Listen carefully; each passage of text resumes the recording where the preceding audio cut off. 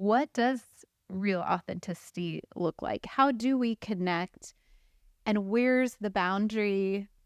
What does that Yeah. look like? So, Well, I want to start with going back to her interview. She talked about, because he asked what was the journey of creating content, and the first thing she said is, I liked creating content, but yeah. it took her 2 years to figure out the type of content she needed to make and what related with people and like how she needed to present herself. And I guess that's something that I just want to talk about a little bit, because I know you're new to this space and I'm trying to channel myself back to when I first started. You have to figure out, how do I really truly fully be myself when a camera is on and on social media? And I think what Alex said is beautiful. It does take time.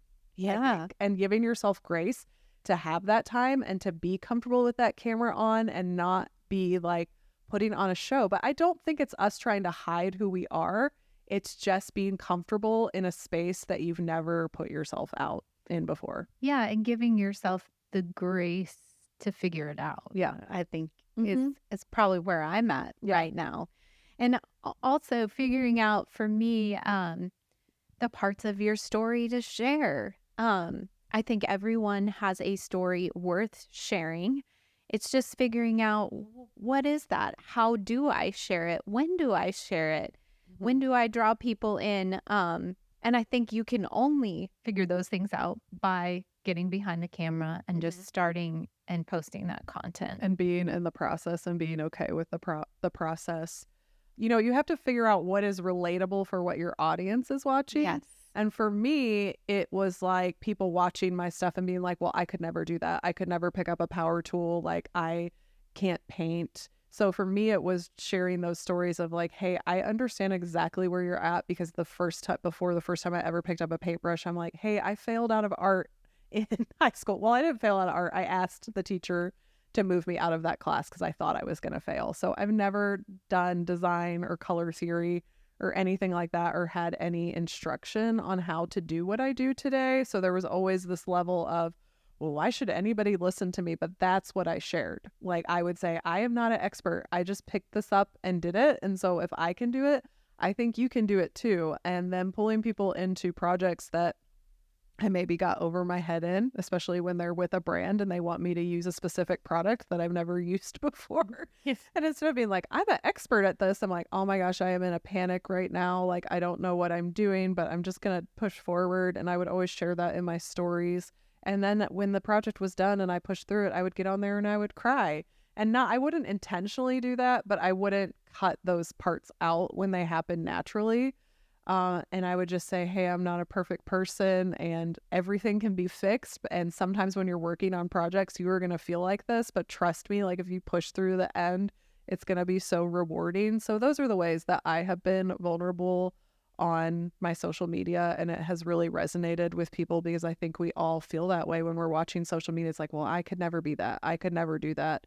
And so just encouraging them that, like, hey, I feel like that 95% of the time.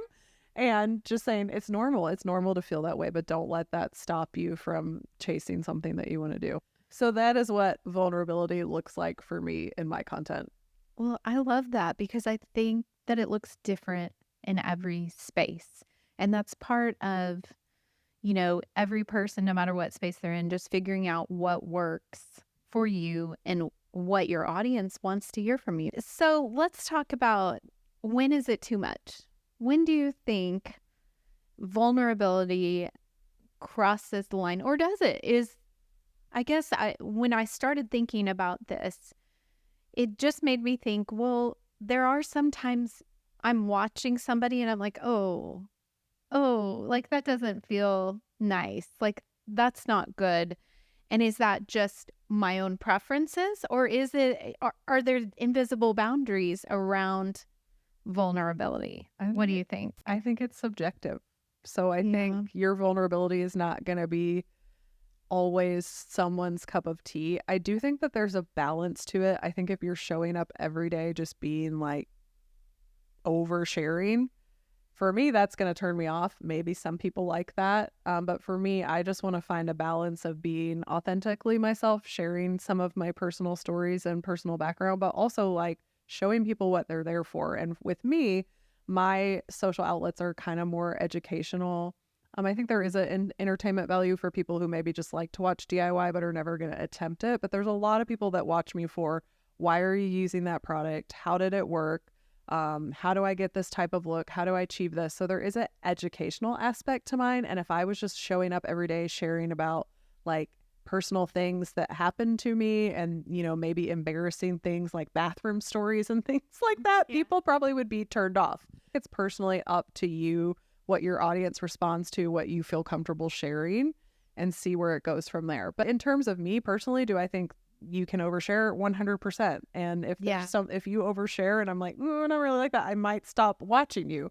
But again, that's like completely subjective, and you have to figure out the line that you want to walk and the balance that you have in that. We talked to a friend just at church the other day who is so cute, has an amazing story, amazing personality, and yet she thinks, well, I don't have anything to share. And I think there's so many people out there that feel that way. Well, you know, I just don't think it's true. We all have different life experiences, different ways that we see the world, and your story matters, and it's going to relate to someone out there. And I just think it's such a lie we believe that our experiences, our stories don't matter. Yeah.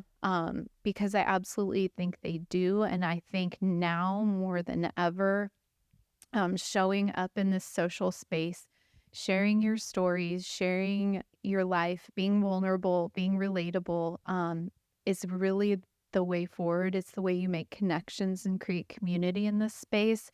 And I think it's ultimately what's going to be what makes people successful or not on these platforms. Yeah.